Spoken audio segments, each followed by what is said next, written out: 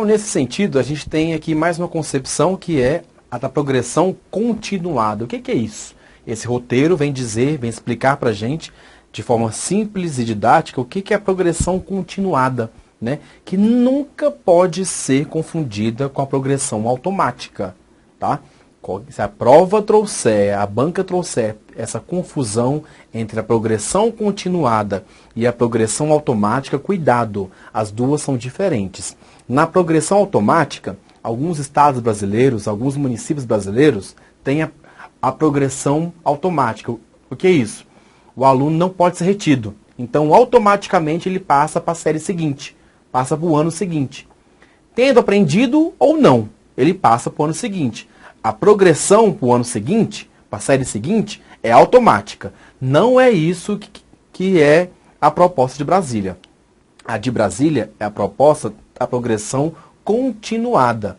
A série de educação, ela propõe que a progressão continuada seja um recurso que é associado à avaliação formativa, é claro, possibilita o avanço contínuo dos estudantes, de modo que não fiquem presos a um grupo, ao mesmo grupo, a uma mesma série, o ano inteiro, esperando para ir para o ano seguinte. Se no meio do ano, no decorrer do ano, ele já é capaz de ir para o bloco seguinte, que seja, que ele vá para o bloco seguinte, porque não há uma rigidez. O aluno pode transitar no mesmo bloco sem esperar terminar o ano.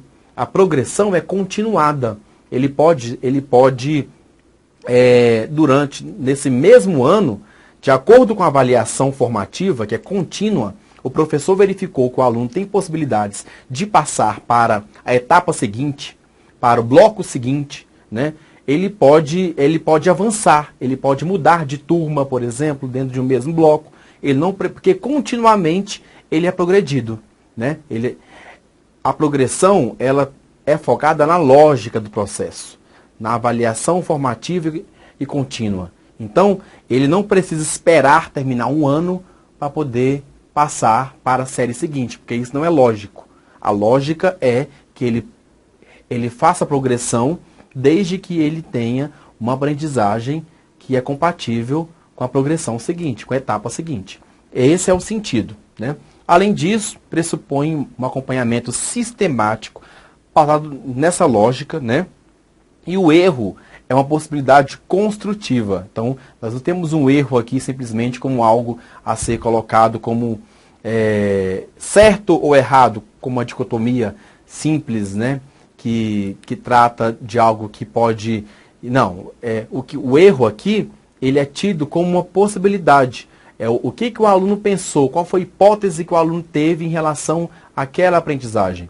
É isso que o erro pode ser visto. E a partir do erro, eu entendo o que o aluno está trabalhando, como ele está raciocinando, como ele está construindo conhecimento, e com base, eu entendendo a lógica dele, eu posso intervir. Eu só posso intervir com esse aluno se eu entender como ele está produzindo conhecimento. Agora, se eu não conseguir, se eu ver o erro simplesmente como algo que deve ser extirpado, eu não vou entender como ele está raciocinando, como ele está construindo esse conhecimento e não posso intervir de forma apropriada. Então, a progressão continuada não é a progressão automática, né? É o aluno progredir continuamente, né? Ou seja, um conteúdo, uma etapa, ela continua a outra, né? E não simplesmente um ano rompe como se fosse uma escadinha, né? Não é cumulativo nem quantitativo, é qualitativo. A formação continuada, né? Porque aqui está colocando qual o papel que nós temos da formação continuada na coordenação pedagógica para a organização dos ciclos. Então, a formação continuada tem o papel de repensar o currículo de forma integrada e interdisciplinar. O currículo integrado, com as disciplinas integradas, que é o mesmo assunto que eu vejo no primeiro ano, eu vejo também no quinto ano. É a mesma coisa.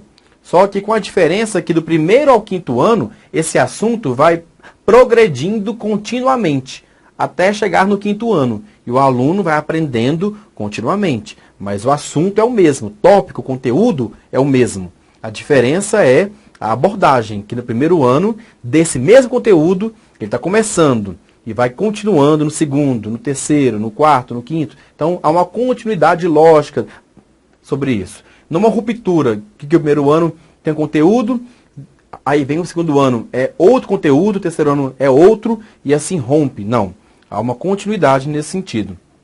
O PPP de uma escola, que é o projeto político e pedagógico, né, de uma escola, ele deve ser intencional. Ele deve superar a fragmentação das disciplinas, deve ser interdisciplinar. Ou seja, as disciplinas vão conversar entre si, elas vão se abrir naquilo que o mesmo assunto, o mesmo tema, eixo temático, o mesmo tópico, o mesmo conteúdo vai ser abordado por várias disciplinas que conversam entre si. Ou seja, o mesmo texto que eu trabalho em matemática, eu trabalho em português, eu trabalho conversando com a matemática, com que a matemática... As disciplinas, elas se abrem, elas se integram, elas trabalham um assunto só de forma integrada, interdisciplinar. Não é simplesmente pegar um único assunto e cada disciplina falar sobre ele fechado, sem que haja um trabalho integrado. Não. Há uma integração entre as disciplinas, de forma que elas abrem as suas portas para outras disciplinas, nesse sentido, né? De forma que conversem entre si e que haja uma lógica de conhecimento construído, não mais de forma fragmentada. Há um trabalho colaborativo e coletivo. Além disso, haverá na formação continuada, na coordenação pedagógica, para organizar os ciclos, haverá seminários, oficinas, grupos de estudo, né, aulas, palestras na coordenação pedagógica para que os professores possam entender as concepções e as práticas dessas concepções em relação aos ciclos. No caso de transferências de aluno, né, oriundos de escolas que são seriadas, deve-se fazer uma análise do histórico escolar. Observem bem isso. Se o aluno vier de uma outra escola, que essa escola é seriada, é com séries, dentro de Brasília mesmo, ou fora de Brasília, o que deve ser feito? Análise desse currículo, desse histórico escolar, para se fazer a correspondência e verificar qual etapa, qual ciclo, qual bloco esse aluno vai ser inserido. Nunca pode retroceder. Outra questão fundamental, não esqueçam disso. Tá? Não pode retroceder, sempre avançar, apenas, ou fazer a correspondência. Então, o aluno vem de uma escola seriada, analisa-se o histórico escolar dele para ver qual a correspondência, em que etapa, em qual bloco, em qual ciclo ele vai ficar. Mas não pode retroceder esse aluno, nunca pode retroceder. A sua formação é sempre no objetivo de ser avançar. Né? Você poderá avançar, sempre. Né? Como ficam os estudantes que têm necessidades especiais? Os estudantes especiais ficam como no ciclo? A sistemática é a mesma, do mesmo jeito. Né? Os ciclos, ele corrobora a inclusão. Ele dá espaço para a inclusão, por quê? Ele ratifica, ele dá fomento para a inclusão no sentido de que dá mais tempo para os alunos aprenderem. Os alunos especiais, assim como qualquer outro aluno, mas nos especiais isso é muito mais nítido, precisam de mais tempo para aprender. Precisam de mais tempo, de mais espaço, de uma reorganização do trabalho pedagógico para aprender. Os alunos especiais que estão nas turmas regulares, e a turma regular não se reorganizou para poder recebê-lo, esse aluno está fadado ao fracasso escolar. Portanto, para os alunos especiais e para também os não especiais que não aprendem, é preciso reorganizar o trabalho pedagógico, a organização escolar, para poder incluir todos, especiais e não especiais, para que todos aprendam. E a inclusão, no modelo de ciclos, é onde ela mais encontra um alicerce sólido. É onde a inclusão pode realmente se estabelecer, se estruturar, né, e se colocar como uma perspectiva produtiva. Né? E aí, aqui nós temos então, as estratégias, nós vimos anteriormente 6 estratégias, né? Estratégias que podem estruturar os ciclos. Nesse roteiro aqui, e discussão, nós ainda estamos nesse roteiro aqui feito, né, que a Secretaria de Educação fez para discutir os ciclos. Nesse mesmo roteiro aqui, ela dá para a gente as 3 principais estratégias que podem ser usadas pela equipe pedagógica dessa escola para poder se organizar os ciclos. Os reagrupamentos interclasse, entre uma classe e outra, entre uma classe, uma sala de aula e outra. Como pode ser feito? Há agrupamentos, né, que são feitos de acordo com as dificuldades, com as potencialidades, com as facilidades. No mesmo turno de regência, naquele turno lá que o aluno está, não é no contraturno, é no mesmo turno. Então, há de se ver também quais são as habilidades que o professor tem. Nós temos então aí 5 professores de 4º ano. Um tem mais habilidade em matemática, outro em geografia, outro em português. Vamos reagrupar os alunos com essas dificuldades e verificar quais são as habilidades que os professores têm para que eles possam atuar nessas classes, nessas salas, né, de reagrupamento, né? Eles são sempre interdisciplinares, com certeza, tem que ser, e não haverá novas turmas. Ele terá uma turma de referência. A turma desse aluno é a turma A. A turma do outro aluno é a B. Essa é a turma dele. Mas ela vai ser reagrupada, tá? Mas ele não vai perder a sua referência. Ele não vai para uma outra turma. Ele não vai sair da sua turma. Não haverá a formação de novas turmas no registro, por exemplo. As turmas deles serão as mesmas, só serão reagrupadas, porque não precisam ser rígidas o ano inteiro, a mesma turma, né? E o período é de acordo, a periodicidade é de acordo com os objetivos, né, com o que se espera, com a necessidade que se tem, né? Aqui são os reagrupamentos intraclasse, são feitos numa mesma sala de aula, com os alunos dessa mesma sala de aula. Também na regência, não é no outro turno também, é feito com o professor regente da sala, né, de uma mesma turma, de acordo com as suas dificuldades de aprendizagem, né. Esse pode ser feito um reagrupamento com grupos, você faz grupos de alunos, né. Hoje é segunda-feira, nós temos tais grupos, né. Hoje é terça-feira, nós teremos outros grupos. Então, ou seja, você reagrupa os alunos na sala de aula de acordo com o seu objetivo, né?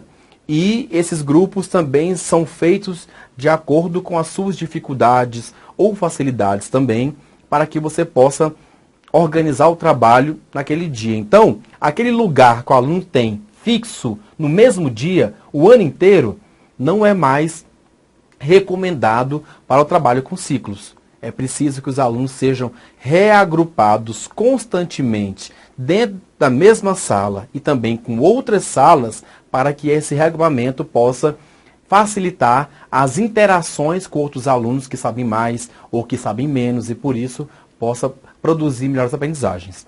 Além disso, já dissemos antes, o PI, o projeto interventivo. Esse projeto pode ser individual ou coletivo. Ele é uma intervenção complementar, pontual e direta, né, de atendimento individualizado àqueles alunos, e a oferta dele é flexível, é dinâmica e é temporária. Ou seja, eu faço uma intervenção até que esse aluno possa alcançar os objetivos. Essa intervenção não pode ser o tempo todo, o ciclo inteiro. Não, é uma intervenção. Eu percebi no mês de maio que esses alunos estão com dificuldades. Fiz um PI para eles, ou para cada um eu fiz um PI diferenciado, se for individual, e esse PI ele tem um tempo, é até que esses alunos se integrem de novo ao trabalho. O projeto interventivo não é perene o tempo todo, ele é temporário, flexível, de acordo com a resposta que o aluno der, com certeza, e bem dinâmico também, né?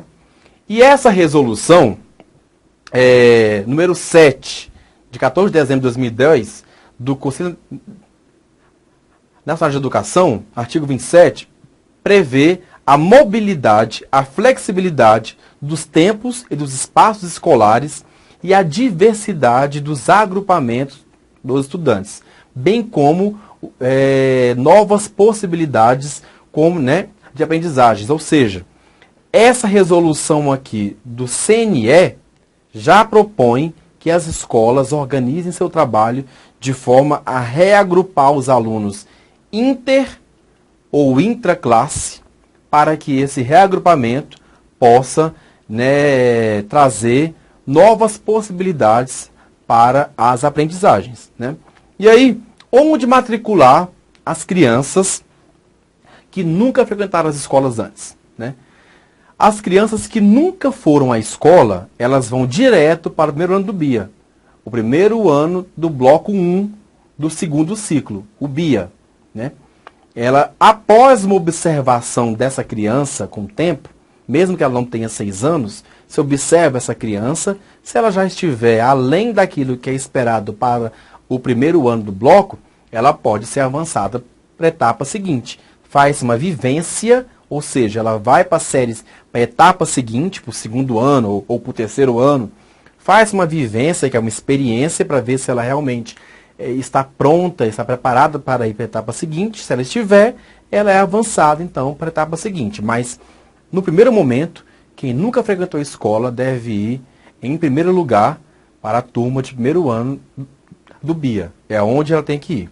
E, por último, nós temos aqui, então, a questão, uma das questões mais polêmicas em relação aos ciclos. Pode reter o aluno, a aluna, né? Pode sim. A resposta é sim. Então, isso aqui, observem bem isso aqui, porque é bem relativo, né? Depende muito como a questão de prova pode trazer, tá? Se a questão de prova disser de uma forma seca, direta, não pode reter o aluno, tá errado. Porque ela tem que explicar. Pode sim, mas não é qualquer retenção, não. É só em situações excepcionais. E são casos que têm que ser justificados pela escola com a realização de conselho de classe. Então, não é só o professor sozinho que vai dizer, vou reter esse aluno.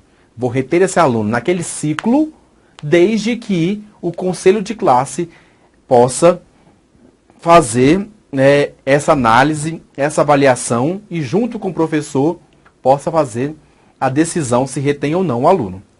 Além disso, esse professor ou professores devem levar os registros de observação desses alunos ao longo do processo para poder se verificar como o aluno chegou, como ele está terminando a etapa, como foi a evolução dele e o porquê que ele não, ainda assim, não está pronto para alcançar a etapa seguinte. Ele precisa ser retido. Então, a retenção, a reprovação, ela pode acontecer desde que se observem essas 3 situações aqui. Em casos excepcionais, em situações excepcionais, né, desde que o professor faça essa avaliação junto com o conselho de classe, sozinho ele não faz isso, ele faz junto com o conselho de classe, que faz isso aí, e que haja evidências, haja provas, avaliações contínuas que possam contemplar como ele entrou no processo, como ele terminou o processo